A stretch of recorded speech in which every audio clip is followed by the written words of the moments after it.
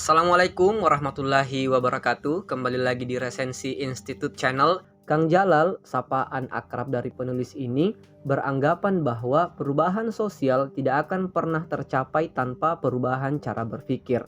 Olehnya itu, di awal buku ini, penulis mengupas tentang kesalahan berpikir dalam melihat fenomena sosial. Yang pertama, fallacy of dramatic intent. Istilah ini juga dikenal dengan overgeneralisasi, yaitu penggunaan dua kasus untuk mendukung argumen yang bersifat general atau umum. Contohnya seperti ini. Orang muslim di Indonesia di sebagian tempat jorok. Lalu kemudian kita menyimpulkan bahwa semua orang muslim itu jorok. Yang kedua, fallacy of retrospective determinism. Kondisi di mana kita melihat suatu masalah sosial secara historis dan tidak bisa dihindari. Misalnya, pada zaman Rasulullah SAW, Islam telah banyak mengalami perang atau konflik. Jadi sangat lumrah jika hari ini juga terjadi konflik dalam Islam. Yang ketiga, post hoc ergo propter hoc. Apa itu? Ialah kondisi di mana kita menganggap suatu peristiwa yang terjadi sebelum suatu peristiwa yang lain sebagai sebab atas peristiwa kedua. Bagaimana contohnya?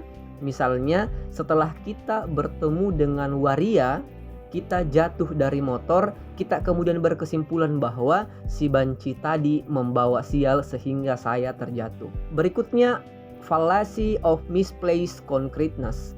Kesalahan berpikir yang lahir karena kita mengkonkretkan sesuatu yang sifatnya abstrak. Contohnya, mengapa orang Islam secara ekonomi dan politik lemah? Jawab, karena kita berada pada sistem jahiliyah, sistem yang togut, hingga solusinya adalah ganti sistem. Kesalahan-kesalahan ini juga disebut reification atau menganggap real sesuatu yang abstrak.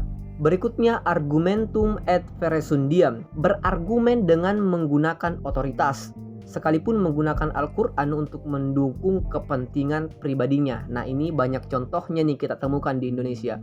Atau ekstrimnya menggunakan dalil Al-Quran untuk mendukung kepentingan politiknya.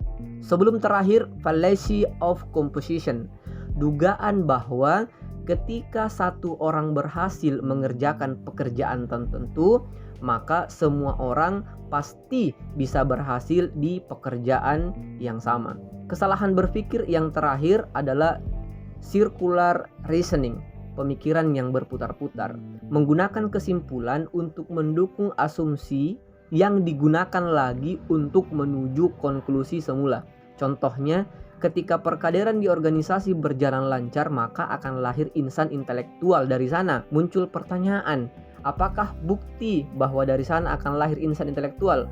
Jawabnya, ketika perkaderan berjalan lancar. Kemudian ditanya lagi, kalau perkaderan lancar apa artinya? Jawabnya, maka akan lahir insan intelektual.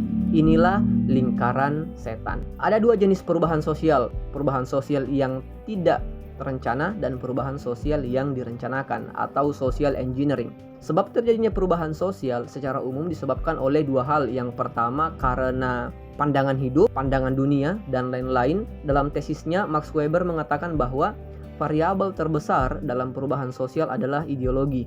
Kedua perubahan sosial terjadi karena adanya great individualis atau pahlawan. Thomas Carlyle mengatakan sejarah dunia adalah biografi orang-orang besar. Berikutnya adalah strategi perubahan sosial. Yang pertama, revolusi atau people power. Revolusi adalah puncak perubahan sosial karena menyentuh segenap dimensi sosial secara radikal, cepat, dan massal. Yang kedua adalah persuasif strategi. Media massa berperan besar dalam strategi ini, mengganggu konstruk pemikiran masyarakat melalui opini-opini di media massa, seperti propaganda yang dilakukan Brown. Normative reification, perubahan sosial melalui pendidikan, pengajaran jangka panjang untuk merubah arah berpikir masyarakat. Peran kaum intelektual sangat besar dalam strategi ini. Semua perubahan sosial bertumpu pada perubahan paradigma berpikir.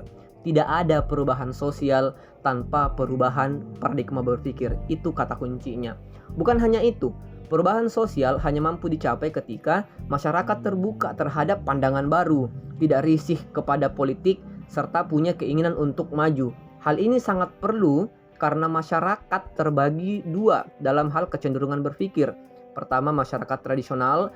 Masyarakat tradisional ini adalah masyarakat yang menerima ketentuan-ketentuan yang telah ditetapkan oleh para pendahulunya. Sedangkan masyarakat modern yaitu masyarakat yang suka mempertanyakan sesuatu. Dia lebih kritis, tidak mau menerima secara mentah-mentah apapun, baik berupa pandangan dunia maupun aktivitas yang sifatnya spiritual. Lalu apa sih sebenarnya tujuan dari rekayasa sosial itu? Kita harus membedakan antara personal problem dan social problem. Apakah kemiskinan adalah personal problem atau social problem? Jawaban dari pertanyaan ini sangat penting karena akan menentukan strategi dari rekayasa sosial yang akan kita lakukan. Kemiskinan adalah masalah sosial. Kita harus menempatkan itu dulu.